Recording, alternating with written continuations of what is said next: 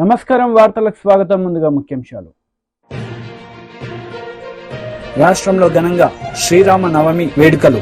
భక్తి శ్రద్ధలతో హాజరైన భక్తులు.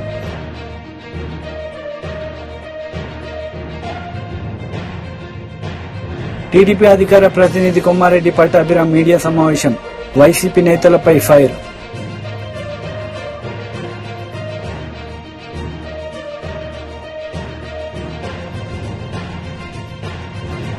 MP Laxman press meet. ఇరు పార్టీలపై ఫైర్.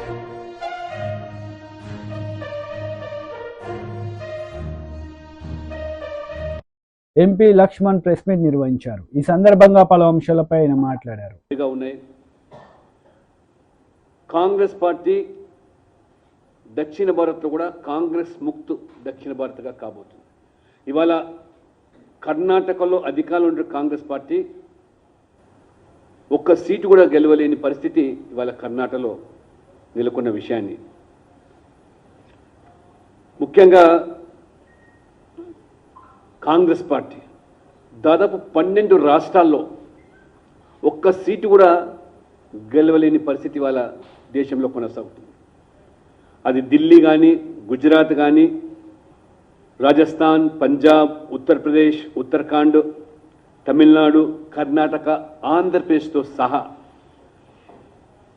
12 రాష్ట్రాల్లో ఒక సీటు గెలవలేని కాంగ్రెస్ పార్టీ దేశానికి నాయకత్వం వహిస్తామని, దేశానికి ప్రధానమంత్రి ఇవాళ కాంగ్రెస్ పార్టీ అందిస్తుందని ఇవాళ భారతీయ జనతా పార్టీ మాత్రమే కాదు, సర్వేలే కాదు, మీ కూటమిలో ఉన్నటువంటి పార్టీలు సైతం కూడా ఇవాళ కాంగ్రెస్ పార్టీని ఇవాళ ఆదరిస్తలేరు, కనీసం ఇవాళ గుర్తిస్తలేరు, గౌరవిస్తలేదానికి తార్కాణం పంజాబ్లో ఆమ్ ఆద్మీ పార్టీతో కాంగ్రెస్ మాకు పొసగదని, వెస్ట్ బెంగాల్లో కూడా మమతా బెనర్జీ కాంగ్రెస్ పూర్తిగా అడ్రస్ గల్లంటిన పార్టీతో మాకు పొత్తు అవసరం లేదని, ఆ రకంగా ఇవాళ తమిళనాడులో కూడా పరిస్థితి దారుణంగా, దేశవ్యాప్తంగా 247 సీట్లు పోటీ చేస్తున్న కాంగ్రెస్ పార్టీ ఖచ్చితంగా 235 సీట్లు ఓడిపోయే దశకు ఇవాళ చేరుకోవటము,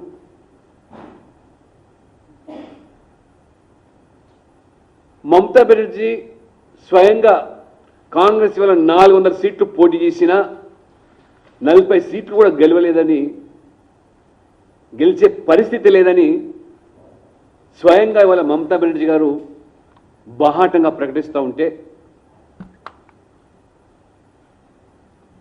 ఈరోజు ప్రధాన ప్రతిపక్ష పార్టీ హోదా కూడా దక్కే పరిస్థితి లేదని చెప్పి ఇవాళ స్పష్టమవుతూ ఉంటే, ఇవాళ కాంగ్రెస్ పార్టీ తెలంగాణలో నేల విడిచి సాము చేస్తున్నట్టుగా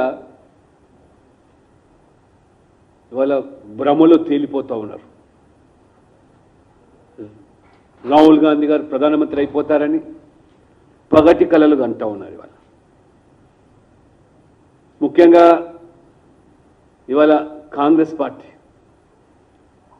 దిక్కుతోచని పరిస్థితిలో దేశం మొత్తం మీద కూడా కాంగ్రెస్ తుడిచిపోతూ ఉంటే, తెలంగాణలో కూడా మినుకుమంటూ అసెంబ్లీ ఎన్నికల సందర్భంగా ఇచ్చిన హామీలు, ఉచితాలు, గ్యారంటీలు అమలు పరచలేక, నెరవేర్చలేక ఇవాళ మహిళలు, రైతులు ఆగ్రహాన్ని చవిచూసే పరిస్థితి రావడంతో ముఖ్యమంత్రి రేవంత్ రెడ్డి గారు ఒక అభద్రతా భావంతో, ముఖ్యమంత్రి కాకముందు వారు చేసిన ఆర్భాటం, హడావిడి, వారి మాటల తూటాలు వాళ్ళ ముఖ్యమంత్రి అయిన తర్వాత పలచబడ్డ విషయాన్ని ఇవాళ వారు ఒక అయోమయ పరిస్థితిలో, కాంగ్రెస్ పార్టీలో అంతర్గత కలహాలతో, ముఠాలతో ఒకవైపు సతమతం అవుతూ ఉంటే, 4 మాసాలకే ఇవాళ కాంగ్రెస్ పార్టీ ప్రజా ఆగ్రహాన్ని చవిచూసే పరిస్థితి. అందుకనే ఒక నాటకీయ ఫక్కీలో బీజేపీని అడ్డుకునే కుట్రలో భాగంగా Congress party, BRS, Majlis party, కమ్యూనిస్టులు సైతం కూడా ఈ తెలంగాణలో ప్రత్యక్షంగా పరోక్షంగా ఒక చీకటి ఒప్పందంలో భాగంగా మోదీ గారికి పెరుగుతున్న ఆదరణ, మోదీ గారి పట్ల ప్రజల ఆకర్షణను సహించలేక ఇవాళ టీడీపీ అధికార ప్రతినిధి కొమ్మారెడ్డి పట్టాభిరామ్ మీడియా సమావేశం నిర్వహించారు. ఈ సందర్భంగా పలు అంశాలపై ఆయన మాట్లాడారు. హోటల్ నడుపుతా ఉన్నావు, జేడ్ స్వీట్స్. ఆ హోటల్లో డైరెక్టర్లు ఎవరయ్యా? ఇవాళ ఇన్ఫర్మేషన్ ది. ఇవాళ రాష్ట్ర వ్యాప్తంగా ఉన్నటువంటి ప్రజలందరూ కూడా ఒకసారి పరిశీలించండి. కేసినేని హోటల్స్, దానిలో ఉన్నటువంటి డైరెక్టర్లు, దాని ఓనర్లు ఎవరయ్యా అంటే ఇవాళ ఆయన కింద పనిచేసినటువంటి ఒక గుమస్తా, పనిచేసినటువంటి ఒక మేనేజరు.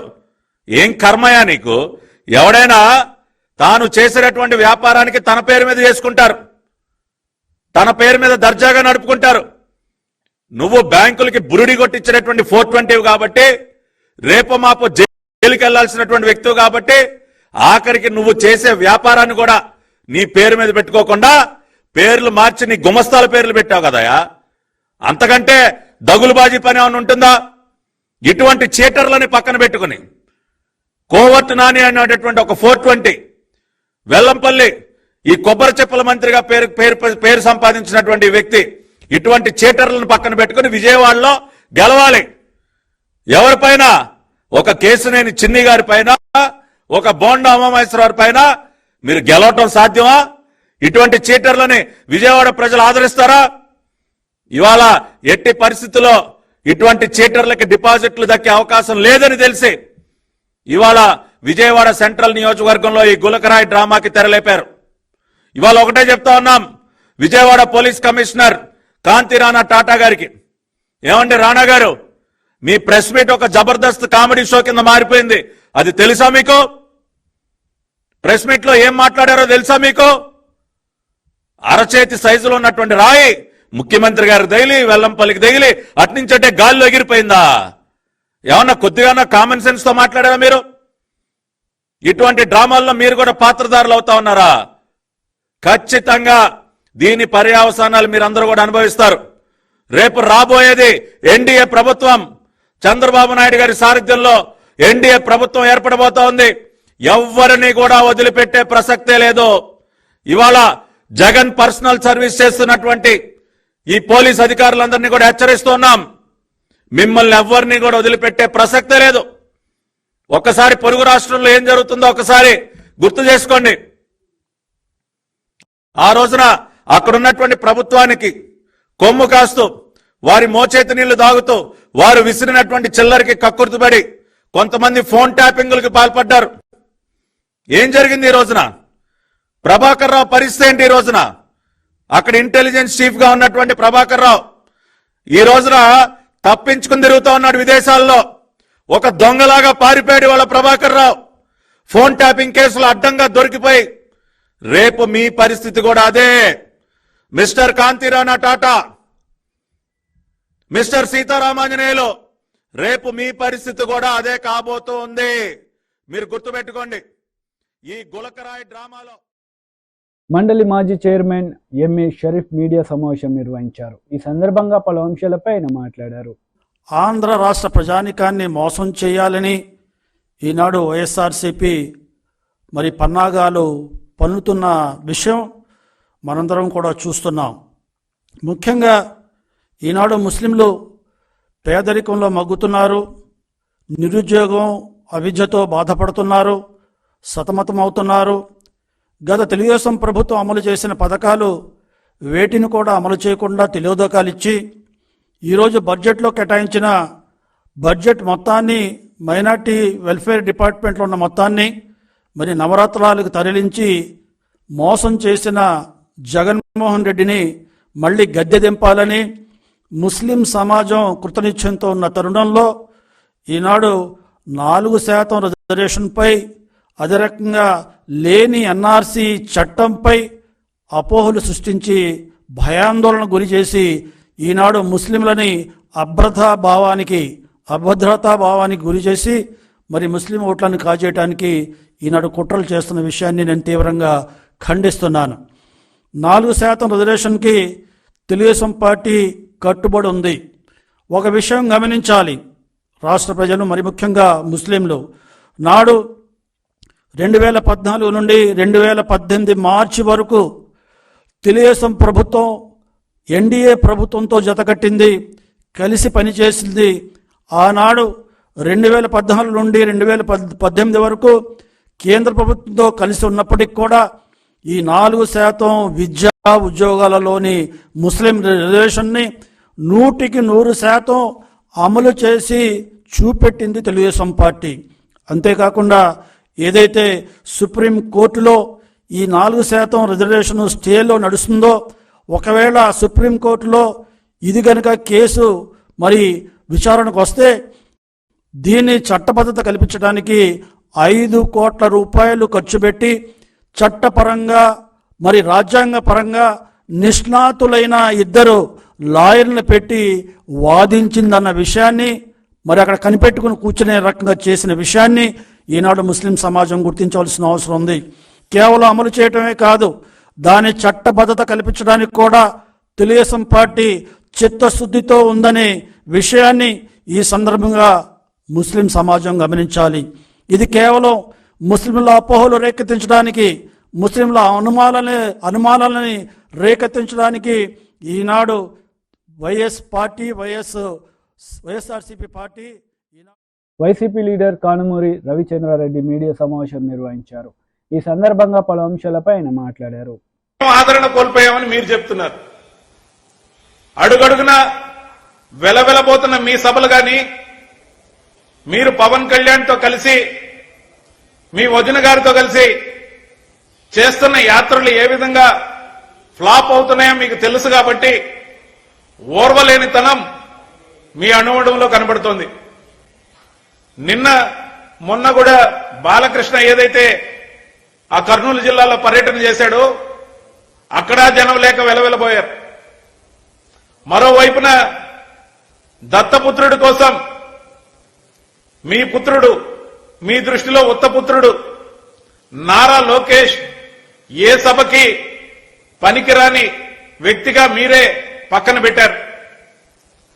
అంతేకాకుండా మీ దత్తపుత్రుడు పవన్ కళ్యాణ్ ఫ్రస్ట్రేషన్ ఎక్కువై సభలో మొన్న నాదెండ్ల మనోహర్ గారితో కలిసి తెనాలిలో జరిగిన మీటింగ్ లో హఠాత్తుగా పూనకానికి లోనైనట్టు పిచ్చి పిచ్చిగా ప్రవర్తించడంతో పాటు ఊగిపోతూ అతను చేసిన వికృతమైన చేష్టలు ఏవైతే ఉన్నాయో అనుమానాలు వస్తున్నాయి, మాకే కాదు జనాలకు కూడా.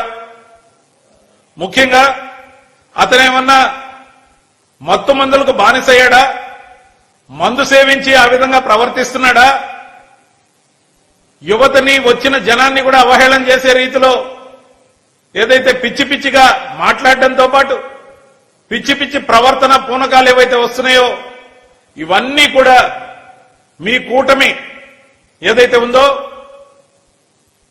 బీజేపీ, జనసేన, తెలుగుదేశం పార్టీల కూటమి పూర్తిగా విఫలమైందని తెలుస్తోంది. అందుకే మీకు అణువణువున కూడా టెన్షన్, ఓడిపోతామనే భయం, అడుగడుగున ఫ్రస్ట్రేషన్ గురవుతున్నారు. దాంతోపాటు పైకి మేం పోటీ పడుతున్నది తెలుగుదేశం, జనసేన, బీజేపీ కూటమితో అని అందరూ అనుకుంటున్నారు. కానీ అసలు విషయం ఏంటంటే మేం పోటీ పడుతున్నది Chandrababu Naidu, Ramoji Rao, ABN Andhra Jyothi Radhakrishna, TV five BR Naidu అనే దుష్ట చతుష్టయం యొక్క కూటమితో పోటీ పడుతున్నాం. ఖచ్చితంగా కూడా ఈ కూటమి భవిష్యత్తు కూడా రాబోయే రోజుల్లో ఖచ్చితంగా తెల్లారుతుంది. వాళ్ళకి ఎందుకు ఇంత ఆందోళన అంటే రామోజీరావు మార్గదర్శి కేసులో పీకల్లోతు మునిగి ఉన్నాడు. ఇదే ప్రభుత్వం మళ్లీ వస్తే ఉనికి గల్లంతవుతుందని భయం. మరి ఏబిఎన్ రాధాకృష్ణకు కానీ బిఆర్ నాయుడుకి కానీ అనేక ఆందోళనలు ఉన్నాయి. వాళ్ళ భవిష్యత్తు ఏమవుద్దో తెలియని పరిస్థితి. ముఖ్యంగా ఏబిఎన్ రాధాకృష్ణ ఆధ్వర్యంలో కాంగ్రెస్ ని కూడా మేనేజ్ చేసి అవాకులు చవాకులు ఏదైతే పేలుతున్నారో కడప జిల్లా నుండి మొదలైన ఆ స్కిట్లన్నీ కూడా ఏబిఎన్ రాధాకృష్ణవే అని అందరికీ తెలుసు. దాచినా దాగేవి కాదు ఇవి. ఖచ్చితంగా కూడా రాబోయే రోజుల్లో మీరు చేసే అన్ని ప్రయత్నాలు బెడిసి కొడతాయి. ఎందుకంటే ప్రజాదరణ కోల్పోయిన మీరు కేవలం వ్యతిరేక కథనాలు ఈనాడు ఆంధ్రజ్యోతిలో రాయించి ఆ బయాసుడ్ 4-5 ఛానళ్లలో వార్తలు గుప్పించి తద్వారా నెగటివ్ న్యూస్ ద్వారా మీరు అధికారాన్ని సాధించాలనుకునే ఎత్తుగడ మీది. కానీ వైఎస్ జగన్మోహన్ రెడ్డి గారు ముఖ్యమంత్రిగా అమలు చేసిన 129 హామీల్లో 99% కంప్లీట్ గా అమలు చేసి ఒక్క హామీని పాక్షికంగా అమలు చేసి 2,70,000 కోట్ల రూపాయలు ప్రజలకు దళారీలు లేకుండా చేర్చి జన్మభూమి కమిటీల అరాచకాలు లేకుండా చేసి ఏదైతే ప్రజలకు నేను చేసిన మేలు చేరి ఉంటేనే నాకు ఓటేయమని అడుగుతున్న ఒక real hero in politics. Minister Komatireddy Venkat Reddy media సమావేశం నిర్వహించారు. ఈ సందర్భంగా పలు అంశాలపై ఆయన మాట్లాడారు. రూపాయలకి ఇవాళ సన్నోట్లు వండించినాం. నేను మిరియాలు కూడా 15 రోజుల ముందు పోక ముందు 2100 తీసుకున్నాను. నిన్న పోయి అడిగితే 24, 2500 తక్కువలో తక్కువ పడ్డది సార్, నువ్వు వచ్చిపోయినాం కాను. ఎప్పుడైనా రైతుల గురించి మాట్లాడినా? ఎంతసేపు ఇసుక అమ్ముకోవడం, షాబాద్లో 80 ఎకరాల ఫామ్ హౌస్ కట్టుకోవడం, 1000 కోట్లు సంపాదించి తిండికి లేనోడు జగదీష్ రెడ్డి. ఇలాంటి వాళ్ళని పెట్టుకోనంట కాంగ్రెస్ పార్టీ ఏడాదిలో పతనం అయింది. రేవంత్ రెడ్డి ముఖం చూస్తే అర్థమైపోయింది, ఆయన ముఖం చిన్నపోయింది. ఆయన ముఖం చూసి మాట్లాడే ధైర్యం లేక 2 సార్లు అసెంబ్లీ సెషన్లో ముఖం లేక ఏడ తిట్టుబడవలసి చూస్తుందో నీ బండారం బయటపడుతున్నా. అసెంబ్లీకి రాని దొంగవు నువ్వు, అసెంబ్లీకి రాని ముఖం లేదు నీకు. రేవంత్ రెడ్డి గారు కోమటిరెడ్డి వెంకరెడ్డి గారి గురించి రోజు మీరు మాట్లాడినా ఎవరు నమ్మడం? నీ దోపిడి దొంగ ఉదాహరణ తయారు చేయాలి. ఏం మాట్లాడుతున్నా అక్కడ వాళ్ళ అడ్వకేట్లు కానీ వాళ్ళు మాట్లాడి అప్పుడప్పుడు ప్రెస్కి వస్తే నా జడ్జి కూడా కోప్పడ్డాడు. ఒకరోజు నా కొడుకు ఎగ్జామ్స్ ఉంటారు, ఒకరోజు నాకు బీపీ ఎక్కువైంది అంటారు, ఒకరోజు స్టార్ క్యాంపెయిన్ కాబట్టి క్యాంపెయిన్ చేయాలి బేలీ అన్నారు. మొత్తం దోసుకున్నట్టు సూత్రధారి పాత్రధారి ఆమె అని చెప్పినాక ఎట్లా సిగ్గొస్తలేదు అర్థమవుతలేదు. కేసీఆర్ గారికి ఎట్లొచ్చి ప్రచారం చేస్తున్నాడు పబ్లిక్ అర్థం కాలేదా? బతుకమ్మ చాటను మందుబాటిలు అమ్ముకున్న వాళ్ళ పార్టీకి వాళ్ళని ఓటేస్తారా? ఒక్క సీటు రాదు. 12-13 సీట్లు పెట్టుకున్నాం. 15 మిషన్ మా టార్గెట్. 12-13 సీట్లతోని ఇలా పార్లమెంట్లో గెలుస్తున్నాం. ఆ తర్వాత 3 నెలల్లో బీఆర్ఎస్ పార్టీ దుకాణం బంద్ అవుతుంది, ఆ పార్టీ ఉండదని చెప్పి నేను ఖచ్చితంగా చెప్తున్నా. ఆయన అట్లా మాట్లాడుతుంది కాబట్టి వాళ్ళు ఏం కుట్రలు చేస్తున్నాం మాకు తెలిసిపోద్ది. దానికి డబల్ కుట్రలు చేస్తాం. కుట్రలు చేయం మేము చేసే పనులు చూసే వస్తారు వాళ్ళు. నీ పార్టీని బొందబెట్టేది ఖాయం. నువ్వు చూసుకో, నువ్వు రేపటికెళ్ళి కోమటిరెడ్డి వెంకరెడ్డి ఏందో తెలుస్తుంది. నువ్వు మాట్లాడినావు కదా మాటలు. నల్గొండను ముంచి మా ఏఎంఆర్కి నీళ్లు రాకుండా కనీసం లైనింగ్ చేయకుండా ఇంకా ముఖం లేకుండా మాట్లాడుతున్నావు. మన సూర్యాంపేటకు వచ్చిండు, మన అంతకుముందు నల్గొండకు వచ్చిండు, ముషంపల్లికి పోయిండు. 10 ఏళ్ళ కింద వాళ్ళ ఆయన ముషంపల్లికి 10 సార్లు వస్తాను. పదవికి ఇంట్లో కూర్చొని ఏడ్చుకుంటా అలా కొడుకుని పంపించింది ముఖం లేక. సొరంగం పూర్తి చేస్తే ఇవ్వాలా బ్రహ్మాండంగా ఉంటుండే కదా మా జిల్లా. అందుకనే మీ అందరి ద్వారా ఒకటే కేసీఆర్కి చెప్పదలుచుకున్నాం. దాని కిందనే మళ్ళీ ఆయన కూడా ఇచ్చాడు. రేవంత్ ఖచ్చితంగా బీజేపీలకు పోతున్నాడు. ఈ మెంటల్ అయింది ఆయన కొడుకులకు, తండ్రి కొడుకులకు, ఆ బామ్మర్దికి కొంచెం కూడా ఆ కవిత జైల్లోకి పోయేసరికి మెంటల్ అయింది. ఎట్లా 2 నెలలు బెయిల్ రాదు, మేము కూడా పోతాం ఫోన్ ట్యాపింగ్లా, కాళేశ్వరంలా, యాదాద్రిలా. మనోడు కూడా పోతాడు. మన జిల్లా వాడు కూడా అలా లోపలికి బెయిల్ వచ్చేది ఉన్నది. 50,000 కోట్లకు పెంచింది దాన్ని 29,000 కోట్లకు. జనసేన అధినేత పవన్ కళ్యాణ్ శ్రీరామనవమిని పురస్కరించుకొని ప్రజలకు సుపరిపాలన అందించే దిశగా అభ్యర్థులతో ప్రతిజ్ఞ చేశారు. ఈ సందర్భంగా ఆయన మాట్లాడారు. ప్రజలకు నచ్చే ప్రభుత్వమే పాలనకు గీటురాయి కావాలి. మన లక్ష్యమైన ప్రతి చేతికి పని,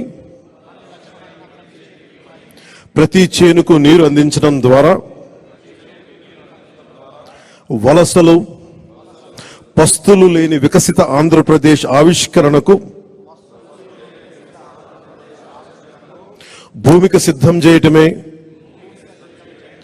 మనందరి ఉమ్మడి బాధ్యత. ఇందుకోసం వచ్చే ఎన్నికల్లో తెలుగుదేశం, జనసేన, బీజేపీలతో కూడిన ఎన్డీఏ కూటమి గెలుపే కర్తవ్యంగా కృషి చేస్తానని, మన పార్టీ నియమ నిబంధనలకు కట్టుబడుతూ కూటమి అభ్యర్థిగా పైన తెలిపిన ప్రతి మాటకు కట్టుబడి ఉంటానని భారత రాజ్యాంగం సాక్షిగా ప్రతిజ్ఞ చేస్తున్నాను. జై జనసేన, జై హింద్. జై హింద్. శ్రీరామనవమి రోజున మా అభ్యర్థులందరికీ బీఫామ్ అందజేయడం నాకు చాలా ఆనందంగా ఉంది. రామో విగ్రహవాన్ ధర్మ అంటాం. నిలువెత్తు ధర్మానికి ప్రతిరూపం శ్రీరామచంద్రమూర్తి. ఆయన పండుగ రోజున ఈ రోజున మేమందరం తీసుకొని రామరాజ్యం వైపు ఈ రాష్ట్రాన్ని మళ్లిస్తాను మనస్ఫూర్తిగా మీ అందరికీ మాటిస్తున్నాం. ఒక పాలకొండ మినహా దాదాపు 20 మంది ఎమ్మెల్యేలుగా 2 పార్లమెంట్ సభ్యుల్ని ఈరోజు అందరికీ బీఫామ్స్ ఇవ్వడం జరిగింది. పాలకొండ అభ్యర్థి కూడా దారిలో ఉన్నారని తెలుస్తూ ఉంది. వరుస వారికి కూడా అందజేస్తాం. ఎన్నికలు చాలా కీలకమైనవి. ఈ ఎన్డీఏ అలయన్స్ కూడా 2019 మేము రిజల్ట్స్ తర్వాత నుంచి చాలా కీలకంగా పనిచేసి కామారెడ్డి జిల్లా నర్సులాబాద్ గ్రామంలో గల రామ మందిరంలో గ్రామ ప్రజలందరి సమక్షంలో అందరి సహాయ సహకారాలతో సీతారాముల కళ్యాణం అంగరంగ వైభవంగా నిర్వహించారు. ఈ సందర్భంగా పలువురు మాట్లాడారు.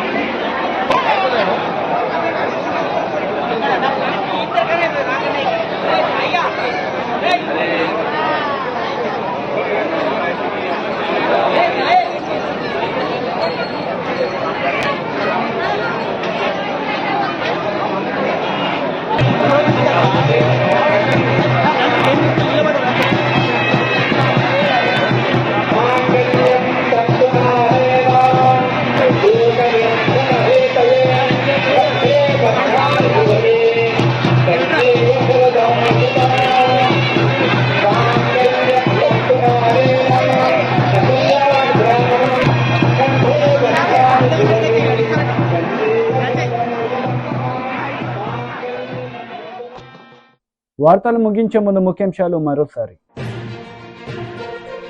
రాష్ట్రంలో ఘనంగా శ్రీరామ నవమి వేడుకలు, భక్తి శ్రద్ధలతో హాజరైన భక్తులు.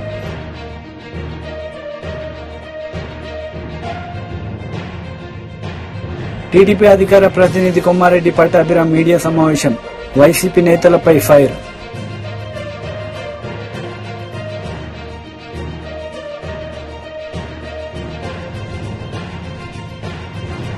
ఎంపీ లక్ష్మణ్ ప్రెస్ మీట్, ఇరు పార్టీలపై ఫైర్.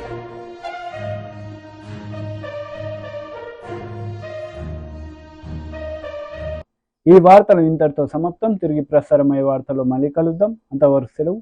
నమస్తే.